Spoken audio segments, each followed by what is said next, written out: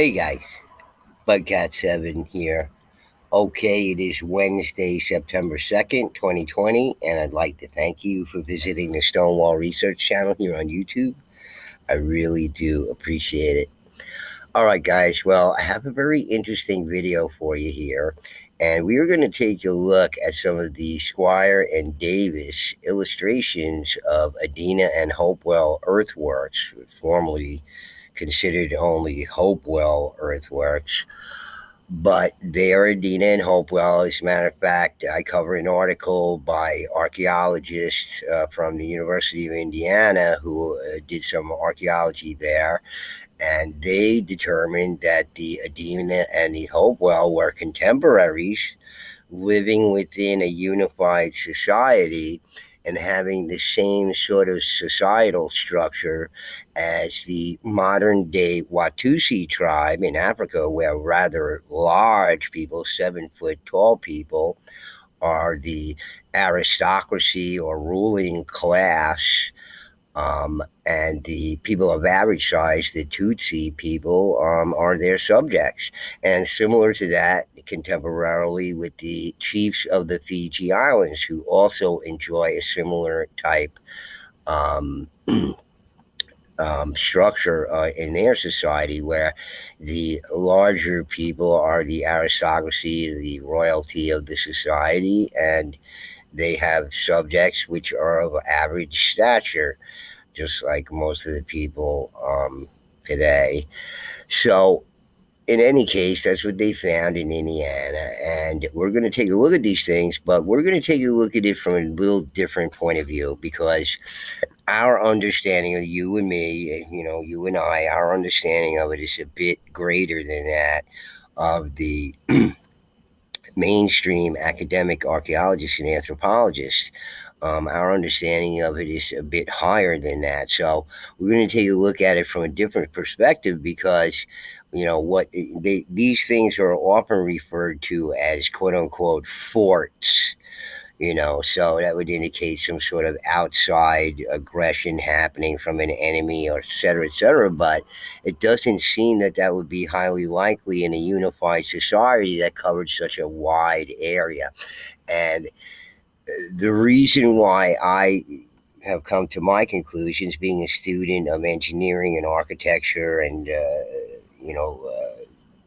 community planning, et cetera, security features in industrial planning, industrial design, et cetera.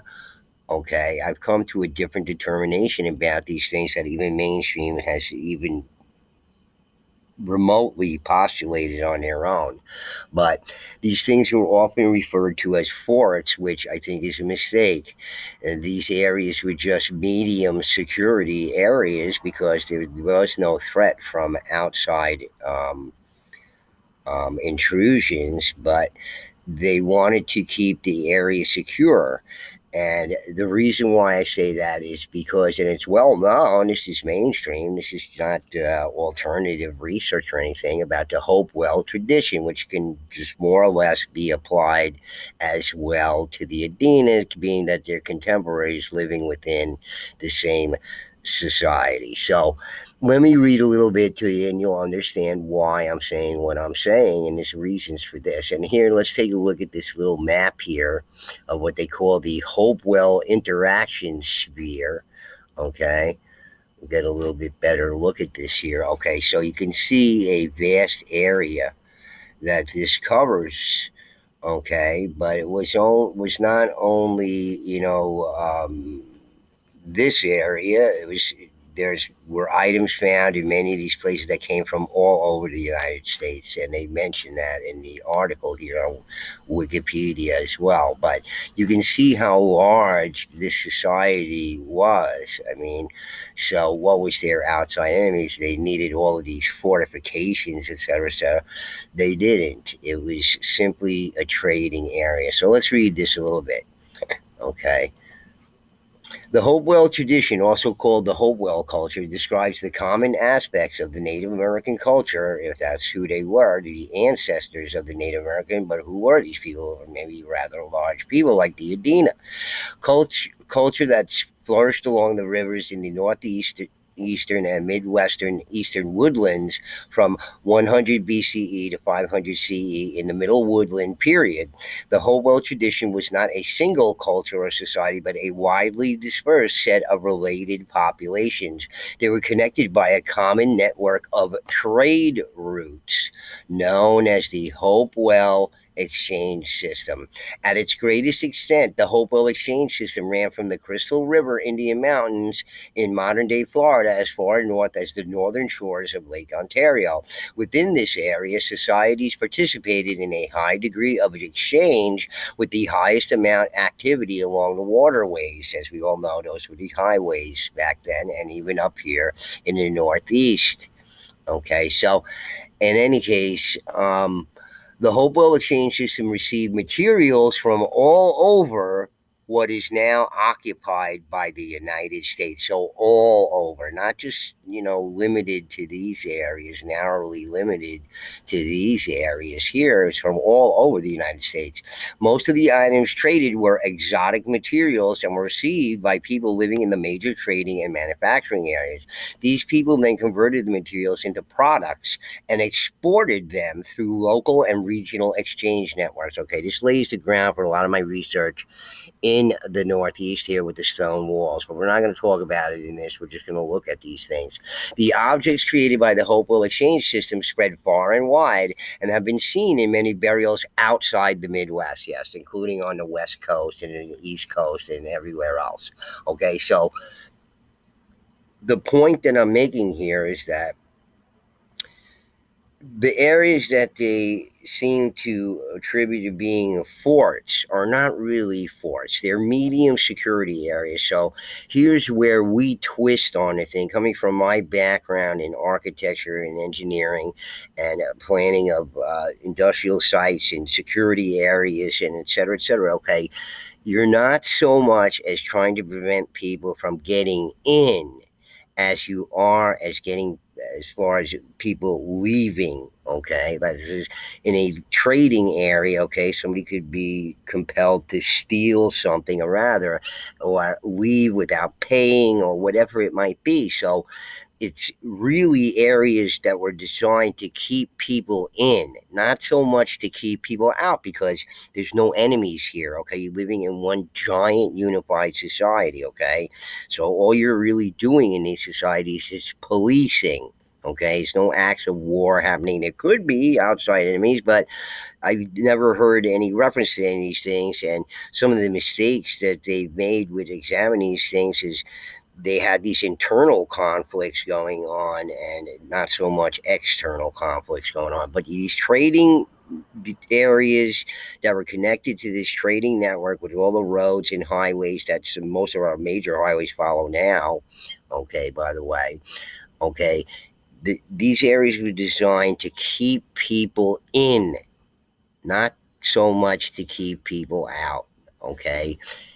Both were a factor in the designing of these things, but let's take a look at one of them now. This is one of the most curious ones to me, and this is one of these areas that's being threatened right now with development. Somebody's going to buy the land. This is a most interesting one, and here is a illustration by Squire and Davis. One of the illustrations by Squire and Davis, made and surveyed by James McBride in 1836. Okay, and you can see, okay, how this thing is designed. Okay, and you can see these are also entrances or exits over here, but you can see how things are narrowed down and they have to go through actually around some obstacles in to get narrowed and funneled down single file into one of these areas. Okay, these sally ports or vestibules or whatever it is. Okay, this is all designed to channel people a certain way. You can see how it's divided over here, maybe for people coming in and maybe for people leaving as a major exit, but you had these other places down here. It certainly seems like a real secure area, but if these earthworks are what they are, any enemy could simply scale these things very easily. Okay, it's not fortified in a manner that, with like a fort with, you would expect. Okay, it's similar to that, but this is medium security. Okay, again, there's no outside enemy. You have a unified society. Okay, so you want to prevent people from leaving without paying, leaving and stealing stuff and leaving. I'm sure all of these earthen walls were manned by various people who were entrusted with security, okay, as all the divisions of labor and everything were divided up. These people, you have to start thinking that these people were more highly intelligent than what we believe them to be, what our biases are from learning about these people in the past. These people are highly developed, and we'll talk a little bit about it later from another article about how exactly highly developed they are. But this, in my opinion, all of these earthworks were designed strictly from the point of view that you wanted a secure area, and with all of these goods coming in 24/7, 365, 24 hours a day, okay, and all these different people with all these different goods, okay, it would be a complete chaos, complete zoo if it wasn't organized in some way. And this obviously smacks to me of this organization from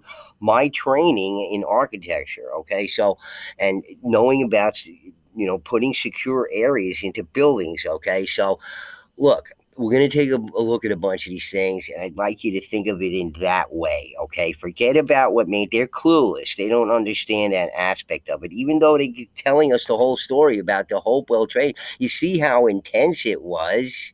Don't you think they would have to organize this thing to operate in a certain way?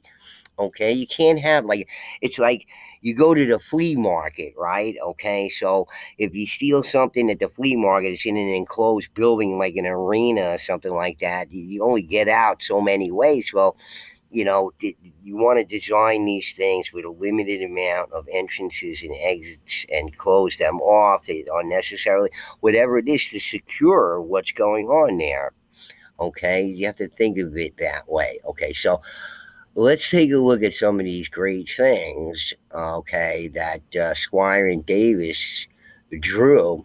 And I've enlarged it so you can see them better. With just the illustrations, there's no explanation. You can see this one right here, the new Earthworks, which we're all familiar with and seem to be somewhat preserved today. But wait till you see the rest of them. Most of them have been destroyed, with few exceptions.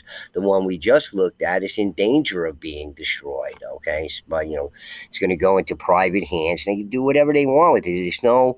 The government is not putting any restrictions on that, so you can't destroy it or whatever. They're going to give it okay, some judge is going to say it's fine, just go in there, bulldoze everything. So, here's one of the problems we have with them destroying history right in front of our eyes. So let's take a look at some of these illustrations, because they're all fascinating, and many of them are very similar in design. Okay, so first one here is at Alexanderville in Ohio, I believe. Okay, this is the Miami Canal. Okay, you can see how these things are constructed. Okay. Okay, these limited access areas. Okay, they obviously, you know, there's no doubt that these places were ceremonial areas. This is the first thing that they say. It's a ceremonial area. Yeah. Okay. Well, maybe it is, but that's what it does. The only function. They come there once a year or whatever. They built all this stuff to come once a year. No, they're using it as a ceremonial area, and they're using it as a trading area. They're using it as a public arena, whatever purposes. Just like we do with our arenas today. You'd have Joel Osteen there one day and a circus there the next day. Okay, so look, this is what they're doing, and they need some level of security. Okay, so, and they're huge areas. Look, it's 31 acres here. Okay, so, I mean, this is not defensible here, okay? If you're looking at it as a fort or something, it's just not really defensible here. But as a medium security um, effort, implementing medium security would be okay. Okay, you want your training. You don't want the people to come into the training area to be intimidated and frightened. You want them to trade openly and all kind of stuff. But there's some rules you have to follow. Okay, while you're within those areas. Okay. is one of my theories about the stone walls of the northeastern part of North America. The walls that are enclosed, these 2 and 3 foot high walls that have no entrance, no exit, no opening in it whatsoever. Well, that's to try to tell you on a glance, okay, authorized personnel only, okay? People who could step right over the walls and be within those areas, well, is telling everybody else in the society authorized personnel only, whereas these walled areas are telling, well, you can come in here, but it's a secure area, okay? That's 6 miles below Dayton, Montgomery County, okay?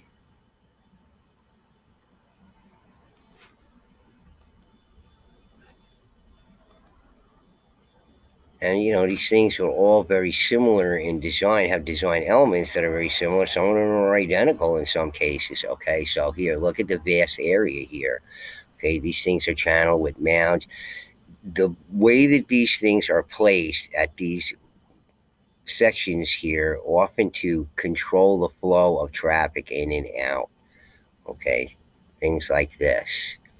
Okay, these could be where sentries or somebody who provide information for the whole entire area. Okay, if this is 27 acres, what's this? Okay, but we're talking about societies with so much more people than could fit comfortably within these areas. Okay, 27 acres, you say, oh, that's a lot, but not if you have hundreds of thousands of people. They're not living within those areas. Okay, again, most of these areas seem to me be part of one of the most important things in a society, okay? The Hopewell tradition, the Hopewell exchange system, running 24/7, 365, okay?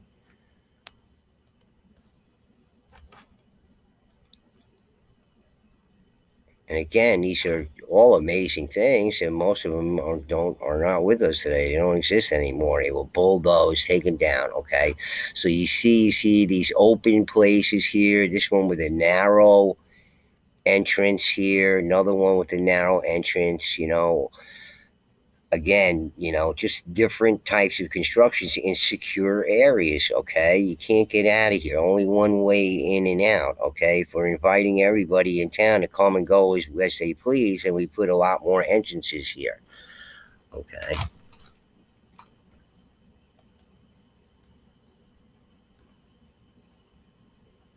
I see you have light security area, medium security area, high security area. You have all the same elements of things that we have today when we create our secure structures today. People have the same level of intelligence for the past 200,000 years. Just human beings who live 200,000, just as smart as people today. No difference, according to scientists. Okay, another one of these, one way in, one way out, something at the entrance to sort of control the flow of traffic in and out of the place. This is what these things could certainly be. And since they had this trading, no matter what, they had this trading network, this exchange system, okay? It had to be secure. It couldn't be willy nilly, just put out your stuff, everybody grabs it and does whatever. It's got to be within a secure area, folks. This is what I'm saying. These things were designed to keep people in, not so much to keep people out. Stop thinking along the lines of mainstream. They don't know what they're talking about, and they don't know what they're looking at. If anything, they're just starting to understand it today. Here's Brush Creek, Kentucky. Okay, we're in Kentucky, and I did the old stone fort in Kentucky, video about it, and this one was made out of stone, earthen stone walls. It's similar construction. Okay, and here's a much larger scale. These things are much larger, as similar to the things we just saw, but this is locations over a much wider area. Okay, again, enclosures with one entrance in, one entrance out. Could be for a variety of purposes. Okay, but you're not putting everybody in your whole society inside one of these things. They're used for different things, not only ceremonial. Okay, stop making these people out to be stupid and this is all they did. And they were so wrapped up with, so fearful and, you know, superstitious that they have to do this stuff. They had a whole trading network there. Okay. Was that the same one? Okay, different one. Okay, another funneling people in certain ways, limited access. Okay, trading areas. You say 13 acres, that's huge. Well, you needed that amount. People were bringing contingencies with you. You think they left to go on these journeys or whatever with just themselves and a couple of people? I mean, there probably was a lot of crime issues, just like there is today. Okay, so mounds there, down there. And here's another one within the same area. A large opening here, what they call a gateway over here, 26 acres. Okay. All of these areas are trading areas, secure trading areas. Just get all this stuff. Oh, there's a broken link here. Get this stuff out of your head from mainstream and the History Channel and whoever writes books on these things because they don't know what they're looking at. They don't know what they're talking about. Even though the information's right there for everybody to see. Hopewell tradition. Look at the size of this thing. Okay, can you imagine trading stuff coming in every day and night and whatever? You're gonna need 27 acres there for all these people that camp, put out their goods, store them there, all this stuff. You gotta think about these things. Stop thinking so narrowly. I know the people who subscribe to my channel understand exactly what I'm saying. Okay, more secure area, tinier secure area here, but again, all these things are similar and many elements are similar in construction for good reason. These are the secure trading areas. Okay? All gone now. Ross County, Ohio, like Dunlap's works. Great Miami Valley. Okay, this is just sort of a large overview. We can see many things. Again, all areas that are secure areas. Okay? If you're living in these areas and you have a large population, you're not fitting everybody into these little tiny things, okay? Only the people that be concerning themselves with the trade who are sure that we're assigned those positions, okay? In a very organized way. Clearly, all of this stuff shows a very high level of organization, okay? Not everything is spiritual. Stop thinking that. Okay, the first thing you're gonna say is got to be spiritual. It's got to be spiritual. Does it? What do we do today? You have to think along those lines. Okay, you could hold ceremony at a church. You could hold a bazaar at a church. You could hold a fair at a church. I mean, look, think broader. Another one of these, some of these half circle things going on. Another, rectangular, square, secure area with a mound in the middle of it. This is all, they'll often say, the mainstream will say, well, there's an Adena mound with the Hopewell Earthworks around it or whatever. Of course, they're living together in the same society, ding-a-ling. They finally figured that out in Indiana recently.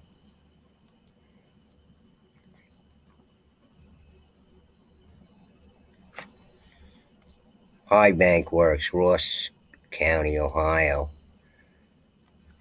Squire and Davis, 1846. Okay, very similar to the Newark Earthworks, right? Just equally as amazing. Okay, you showed this part, let's say, right? They show these bluffs here that, the bluffs themselves are a secure area, okay? So maybe they're sheer cliff base or whatever, people are not getting out of there so fast or be willing to jump down in there or whatever so fast. Okay, this is what, using the natural formation geology to create these secure areas, okay? You're not securing from outside enemies. You're living in a unified giant society. There are no outside enemies. It's all internal stuff that you're dealing with. Okay? Designed for people to keep people in, not to keep people out. and organized, funneling them into certain directions, funneling the flow of traffic certain ways. And so they're extremely complex.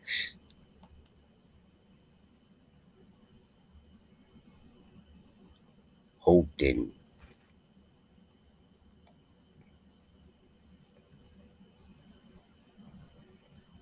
Again, these things are all similar in design, but some of them are very different. Okay, the people there thought that these other elements were necessary to add in these things for specific purposes. Maybe these circles with the one way in, one way out entrances were some of the goods that were of high value. Okay, so the goods out here are sort of general goods, whatever they were, and the goods that were traded inside these things were extremely high value. Other things were traded in here, other things in there. They just didn't get every day going there and look at the moon and sun and all this kind of. So all that's maybe that was one of the purposes. There's only one purpose for it. It's multitude of purposes. It's manifold. The purposes are manifold, just like today. Okay, stop thinking that they couldn't think like us. They certainly think like us, and for the same exact reasons.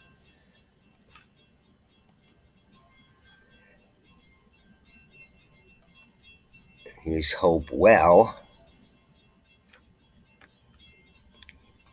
Okay, another very interesting design.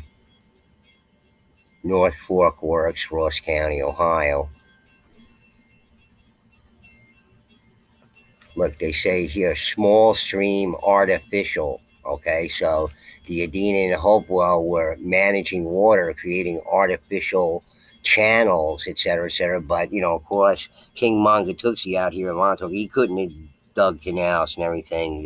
They want to besmirch that guy too. Okay, so again, you have secure area, another secure area within a secure area, the square secure areas. These things obviously were for different purposes. Okay, they weren't designed willy nilly. Okay, they designed for different purposes but specific purposes. 111 acres in here, pretty big.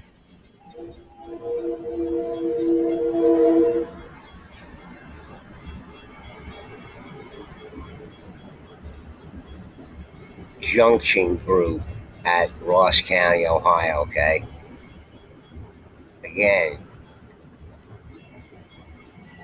only with one way in and one way out. Either it's a bunker or somewhat that retreats, although it's had no roof or anything on it. It's rather large. Okay, and these hills, you could just run right up over them or climb them or whatever pretty easy. That's not really high security in my mind.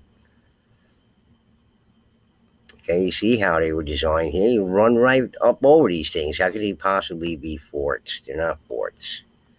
They're secure trading areas. Secure trading areas. Get it? Get it yet? Okay, not so much to keep people out. Keep people in. You're not going to steal. You're not going to go without paying. You're not going to cause trouble. We're going to control people coming in. We're going to control people coming out.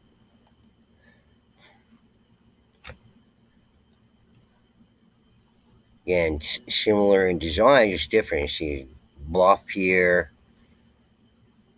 right? Mounds pointing to mounds. This way is a mound within that square area. There always seems to be this token mound or the mounds on it for opposing points. Often just sometimes with just one mound. In these instances, there's no mounds in these areas. Okay, just slated for different purposes.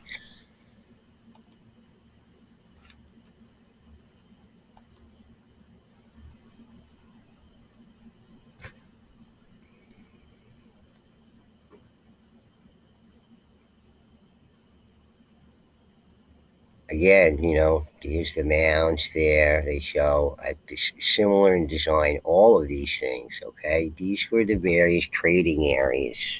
Okay, folks, you can see by the way they control the traffic of people and what they're doing inside these things. That's clearly to me, if you're just doing ceremonial stuff or whatever, why you need such much medium security on there? It doesn't make any sense. Okay, but if you're trading in a lot of goods that are valuable and everything, well, then yeah, that makes complete sense to anybody with a brain.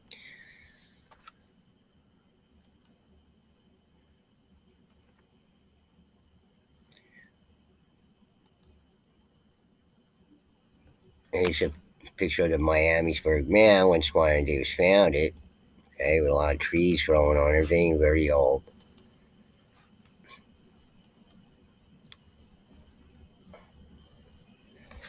Yeah, and all these things just as equally as amazing as Newark earthworks, just they're all gone. And this one even looks like it has. This would be the dock, vessels at, watercraft at here, and in the main entrance you come in here through here, just down in it. Seems to be this is the Miami River here. There's a body of water here. Okay, so you have people coming in here, putting their canoes and boats and whatever over here, coming down into the main area here. Okay, what do they bring? Well, the waterways for the highways, and it'll tell you exactly that in these articles.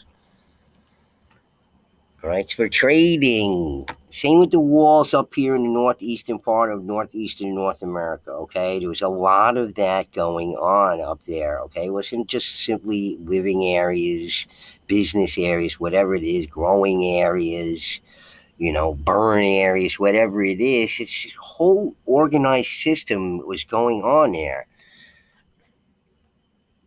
It's near Milford in Claremont County, Ohio. And of course, the Newark Works, which, a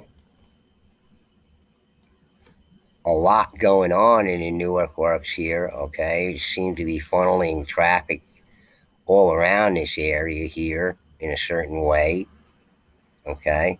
And you see how the cross sections here, okay? But certainly a lot of these earthworks are perfectly scalable by anybody. You're not keeping out anybody, okay?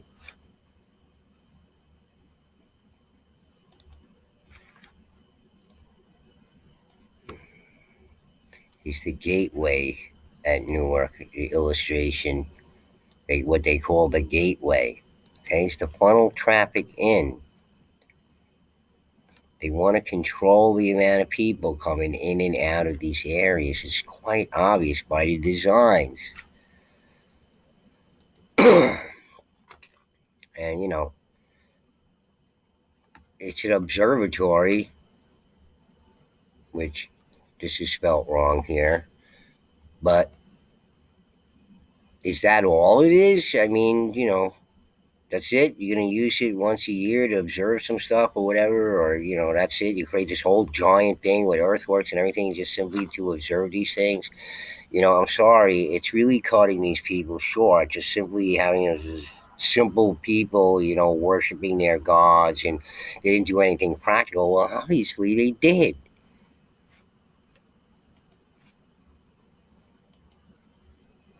Stop thinking like the how the mainstream academics would like you to think, and they're not doing such great thinking themselves. Oh, it's the same one. That's the octagonal observatory. Yeah, it was an observatory and a trading center. Both. A 2-in-1. You get 2 for 1 today. Buy two, get one free. Buy one, get one free. Okay? Multiple purposes. Okay? So, Paint Creek Works in Ross County and showed you several of these areas there, all slightly different in design, but similar elements for good reasons. They're obviously performing the same kind of thing day in and day out at these areas, would compel them to construct these things in the way that they construct them, et cetera, et cetera. Okay. It seems like looking at these side by side here that these square areas or whatever weren't necessarily in line with any sort of astronomical things, or because they're all different. If this is north, true to north, south, east, west, cardinal points, they're all over the place. They don't line up or anything exactly. Okay, this is the first thing they want to put it. They want observatories and ceremonial and spiritual, and I'm sure some of those things might have been involved because you're using a common area. But it seems to me, since this was their main focus, that this is what they would be doing inside these areas, not on their hands and knees. Stop thinking like that.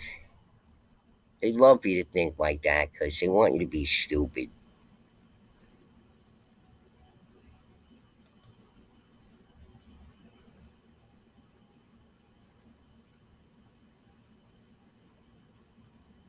I mean, this is another very interesting one. Okay, what's this look like to you? It's Atlantis, yeah, made just like the look like it.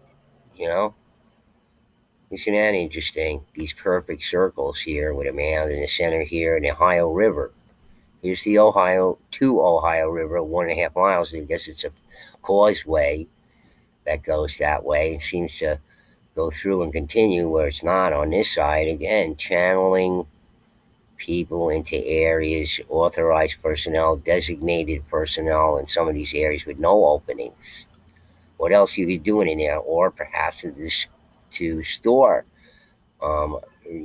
natural resources, goods, etc. Okay, very interesting stuff going on here and highly complex. Portsmouth Group. Okay, look at all these features in here. Okay, again, there's no external enemy. You're living in a giant unified society. What is the purpose of the security? Well, security is to keep people in, to control the flow of traffic in and out for various purposes, whether it be spiritual purposes or trading purposes. Obviously, trading was a big part of their society, as it says right here. Okay, you don't have to start guessing about these things. It's just pretty obvious if you think about it.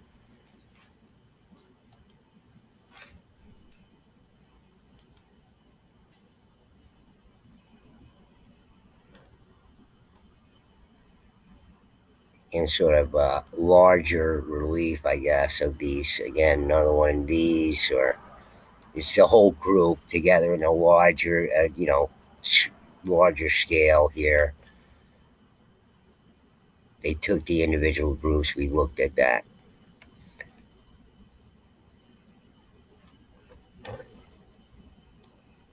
Portsmouth works. It's a topographical view of all of them together.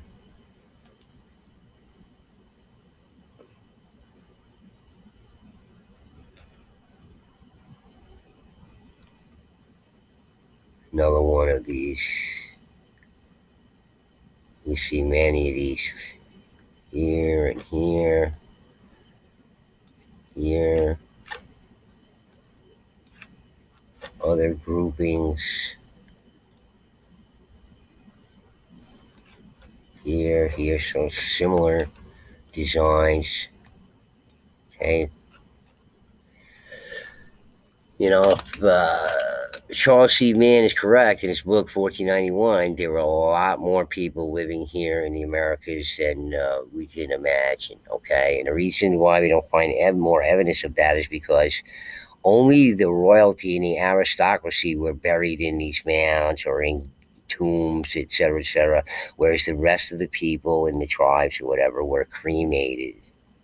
Okay, nothing left of them. Okay, so map of the section of 12 miles of the Scioto Valley with its ancient monuments.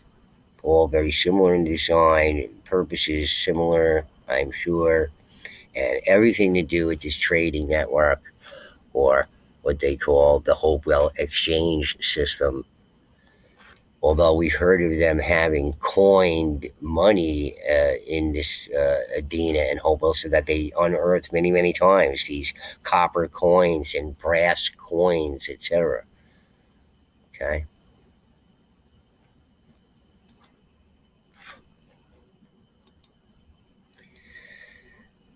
Seal Township, Pike County.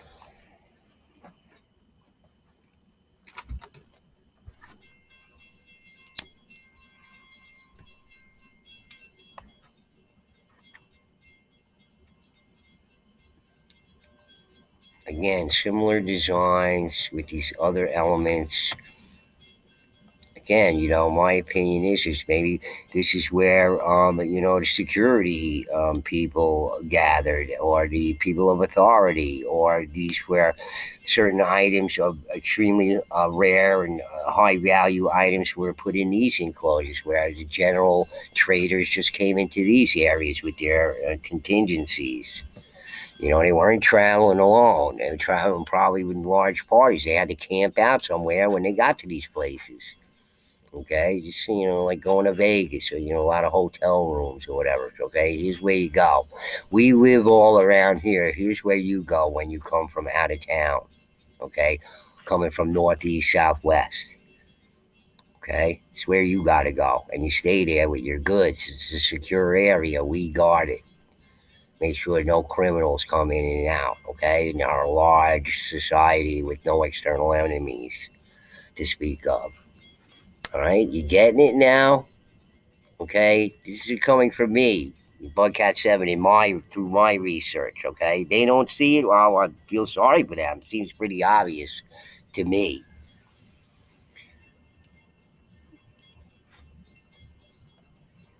The seat mound. I did one about this, I believe. Okay, again, you have these elements, external elements of earthworks. It's to control the flow of people in and out. Okay, various openings here and there, but I'm sure they were all well guarded. And in these square zones, a certain thing happened.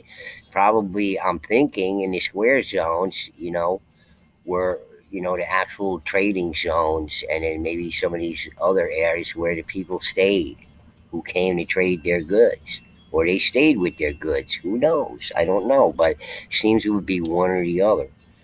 Okay, you're not traveling alone with a lot of goods or whatever. You're traveling with a lot of people, and they got to stay somewhere.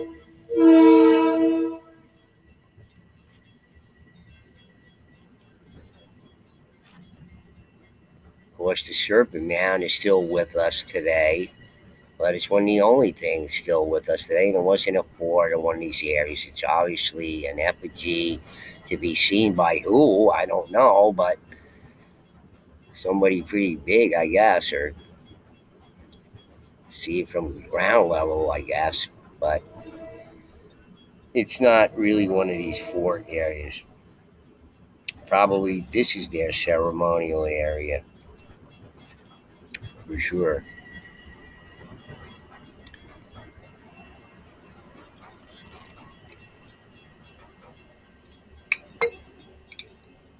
Excuse me, just taking a drink. And the train went by. Ancient earthworks at Athens, Ohio. Again, fascinating, much larger topography overview, topographical overview, spread out. Again, this area with these enclosed circles with one way in, one way out. Again, medium security areas. I mean, it's obvious to me. Okay, otherwise, put a lot of entrances and exits, or do it out in the open. Why do it inside there? And not everybody in your whole society is going to fit within these things. But a lot of visitors from out of town could.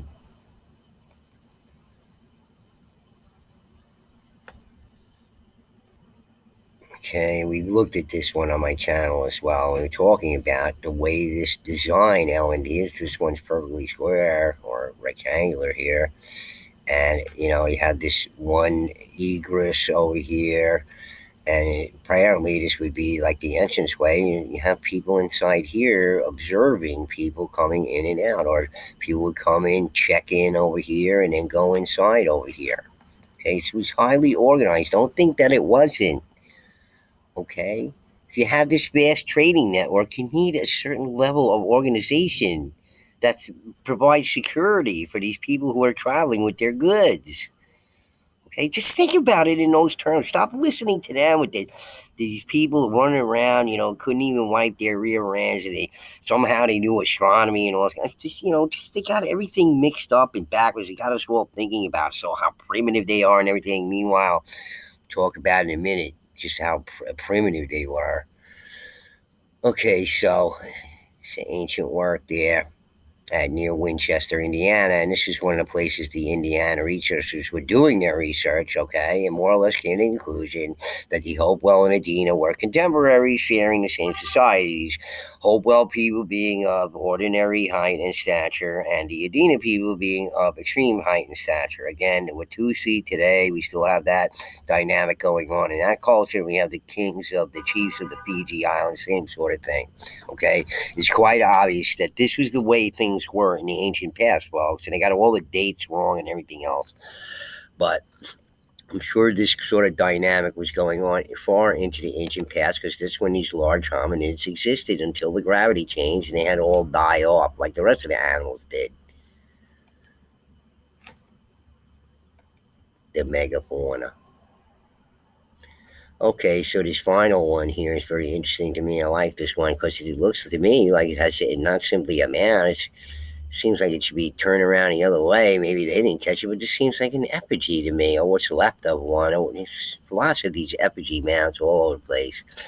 So again, you have this element here to channel people. This way, think about it. People are coming here. Well, they can't go, yeah, right inside here. They got to come in the left or the right, and they get channeled in a certain way, probably under observation.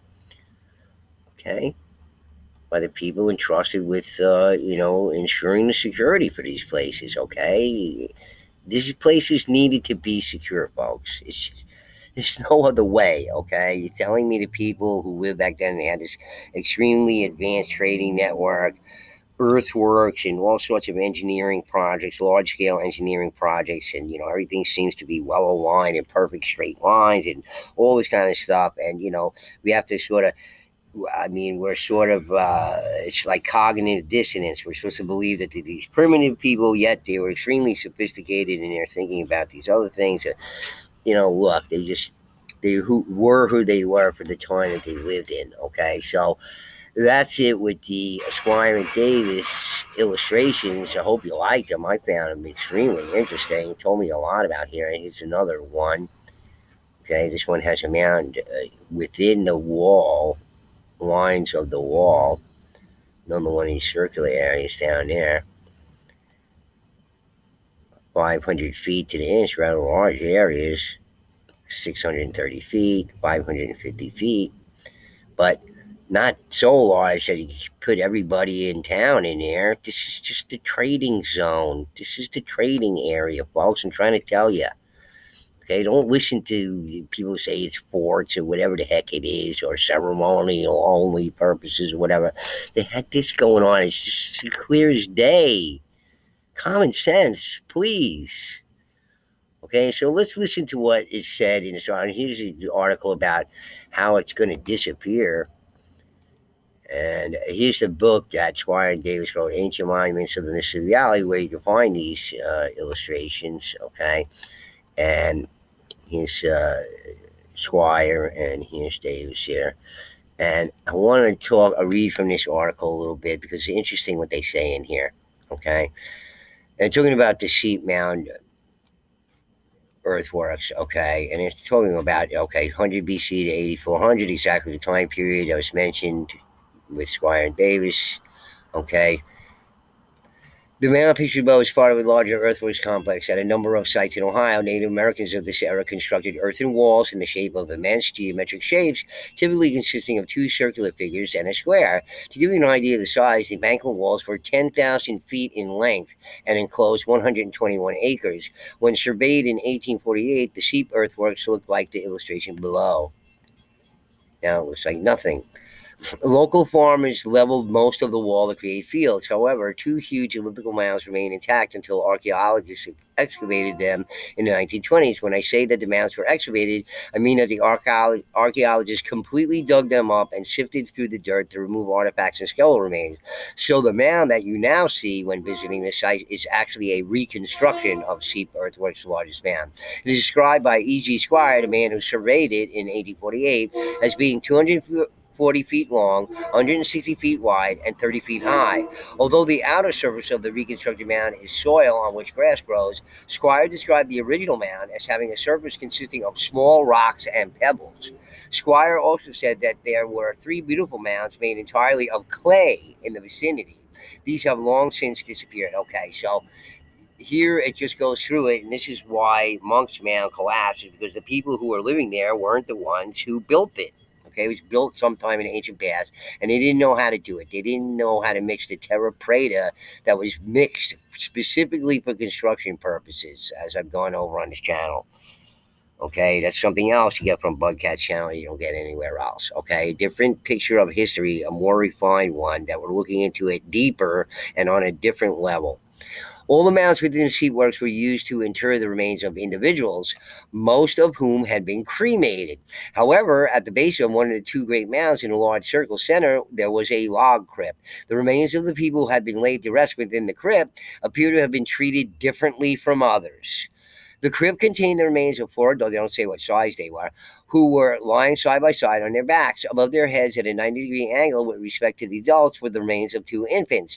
This burial chamber contained thousands of pearls, so many that newspaper accounts of the era referred to the tomb as the Great Pearl Burial. I've gone over this on my channel. Many other fine artifacts were also interred in this chamber, so many other fine artifacts. Okay, they were treated differently. The individual in the crypt apparently wore or were draped with a linen burial shroud. That's very interesting. No animal skins and all this kind of stuff that they were killing every. Look, folks, this whole idea that the people ate red meat in the past or were solely red meat eaters is nonsense, okay? These people knew, just like we know today, you could overhunt your area in one season and just kill everything in it. It'd be devoid of anything, any game whatsoever, okay? They knew that. Okay, their bounty, their main diet was from the sea, from the waterways. Okay, that's where their main diet was. Okay, if they had to kill animals for leather or anything else, it was done in reverence. Okay, and extremely, infrequently. Okay, just enough for them to survive. Just have, therefore, their whole reverence for the animals, and not only that, because they're far superior. Animals are far more evolved and more superior to us. They have a superior sight, superior sense of smell, superior strength, superior this, superior that. How are we more evolved? It just doesn't make any sense. But they like to say things because it makes it easy to kill all the animals, and making us seem superior, and we're not in so many ways. However, the individuals in the crypt apparently were draped with a linen burial shroud. It shouldn't have linen at all. At the time of the excavation, this linen was said to resemble the weave, texture, and color of pioneer-style homespun linen. I used to imagine woodland Indians dressed exclusively in leather and animal skins. However, early settlers have described the Native Americans of their era as wearing colorful fabrics. The Hopewell Indians lived over 1,000 years before these settlers, but apparently even their fabric employed colorful dyes. Scientists are now using techniques developed in forensic laboratories to learn more about the colors and dyes used on these ancient textiles. Okay, so dispel the whole idea that these people are running around in animal skins and all this kind of stuff. They were making fabric, okay, just like the people at in Florida there.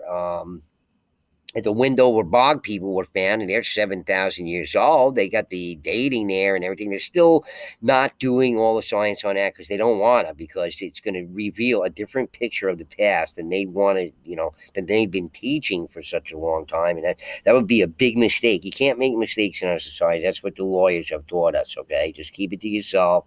Don't tell anybody. You lose credibility, then you're done, okay? But even though it's the truth, okay, so we have no right to know the truth, just to save some schmucks, sheepskin there, which isn't worth 2 cents. Scientists, okay, so that's it. I'm not covering any more on that. I just want to let you know this. I wanted to read this article to show you how sophisticated these people are. They were just not wearing animal skins and running around, and had fabrics. Okay, none of the native peoples were taught to have fabrics. Okay, it's something you don't hear. You're not taught in school. You're supposed to think of them running around in deer skins and moccasins and all this kind of stuff like that. Okay, if they made the moccasins out of the deer, they did it in reverence or whatever. They didn't go around killing all these animals and eating red meat. Evidence of predatory, predation of large animals, okay, only in small amount of sites in the United States from Paleolithic times. What were they eating?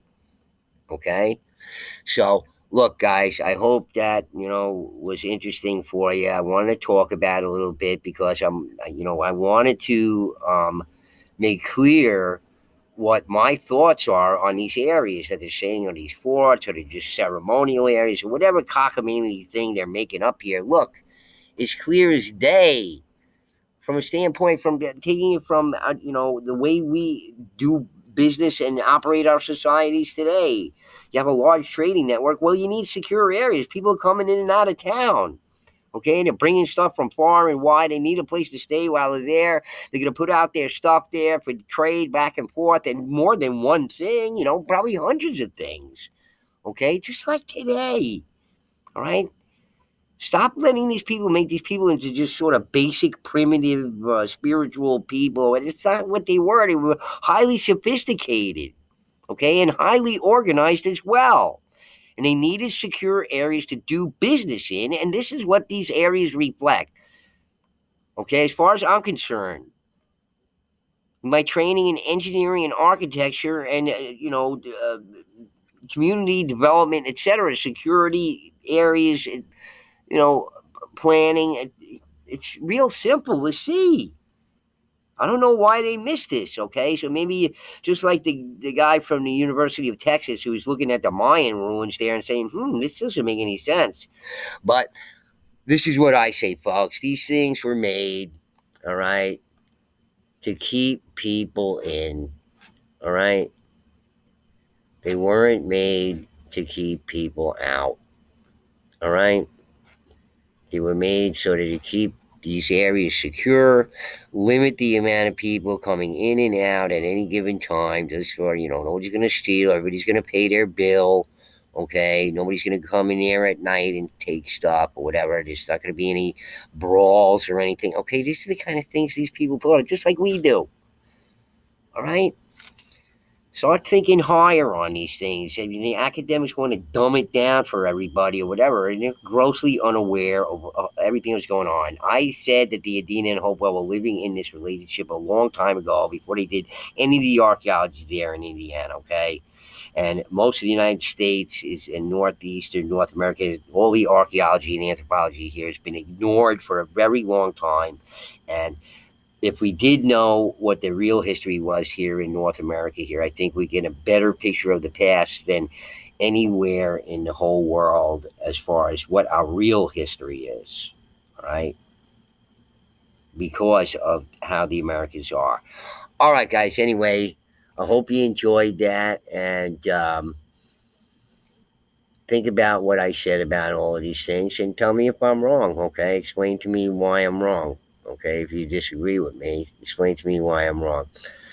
And we'll be doing new videos on the giants, quote unquote giants or large hominids, very, very soon. We're going to go international, and that's going to be real interesting, probably this Friday, guys. So keep your eye out. All right. So anyway, you like the video, please hit the like button. And if you are not subscribed, please do subscribe. We got some very interesting things we like to tackle on this channel and very higher, level of thinking on these things than you've heard anywhere else. All right.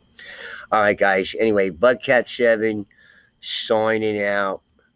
Peace.